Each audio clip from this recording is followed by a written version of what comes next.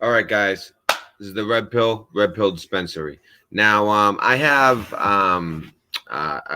this story. This story I heard about it yesterday. Um, right away, it stunk. But and by the way, normally I wait for people to come in, but I don't have time. Actually, I have a movie to catch with Olivia, so we're gonna go to the movies. But I just got to get the story out there. I heard about it first yesterday. And once I heard about it, I knew it stunk right away.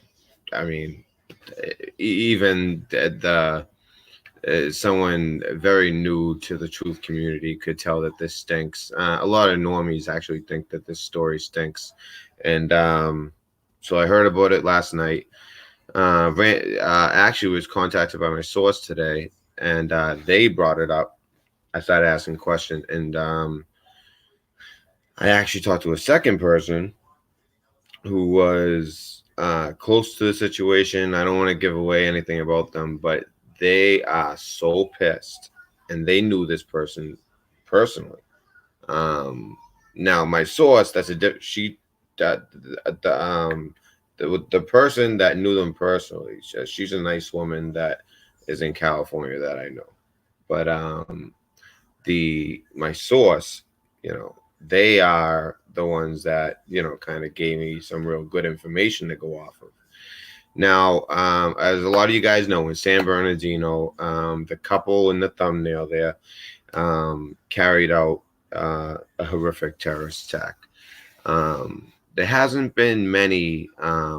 Usually when we hear of mass killings in the U.S., it's school shootings, whatever you may think of it. That's usually what we hear of, right? Whereas in this situation, we were actually hit with a legit terrorist attack. And just like there's rumors that 9/11, we had information and it could have been stopped. Um, Although I don't really, I don't necessarily make it like I don't put it with 9/11. You know what category I put this in? It makes me think of Benghazi.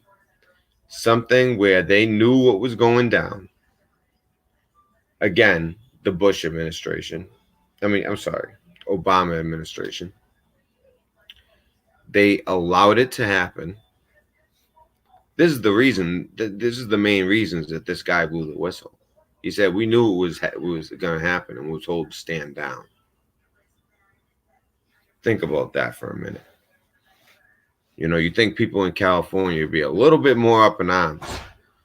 We're gonna go. And after speaking to this woman who knew him, she's just like, I know him. He would never, never, never, never, never, never, never kill himself. In fact, he feared for his life, and of course he did.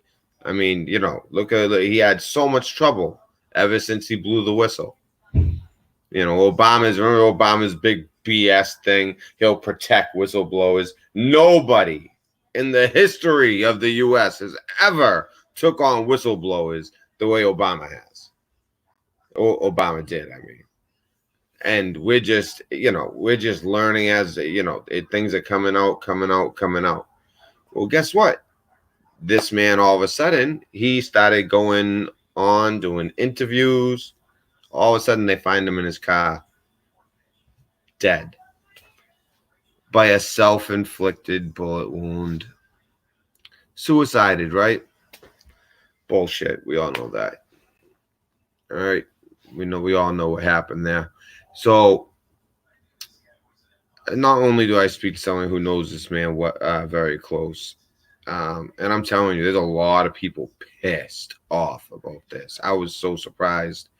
I wasn't surprised, but it really struck me. You could, like, the tension just talking about it, you could cut it with a knife.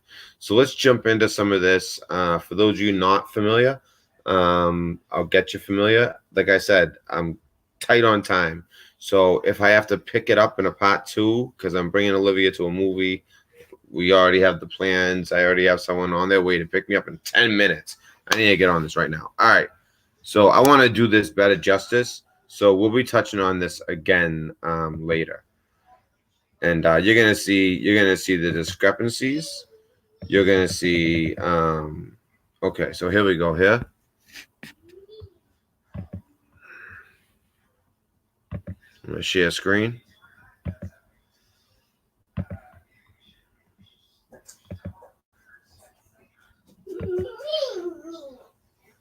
Oh yeah, Mr. Bombest. That's funny. When I woke up this morning and I looked at my phone and showed the date, hold on, let me put what he put. I thought the same exact thing. I was like, it's 223, 223. For those of you who don't know, all right, check this out. So here's these two scumbags right here. Although, you know what? Even though they did the killing, that's their jihad bullshit. That's what they do.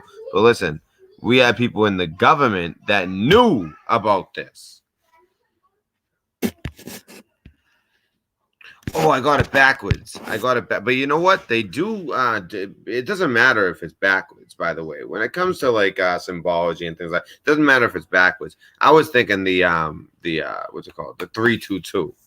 So, you know, you just flip it. You know what I mean? So the 322 of the skull and bones, flip it. Like it says in the Bible, they hide what they do upside down and backwards. So you flip it, you get the 223, which is the date. And I'll tell you, just it's high optic time anyways. I think this might be, I've said it before, so I'm hesitant to say it, but this might be the suicide weekend Q always talks about. You know, right before that big boom week when it's like, you know, that's the week when it all comes out. And when I say all comes out, I'm talking about D class. Suicide weekend. It's something that's spoken of a lot. And I want to say it, but I can't say it.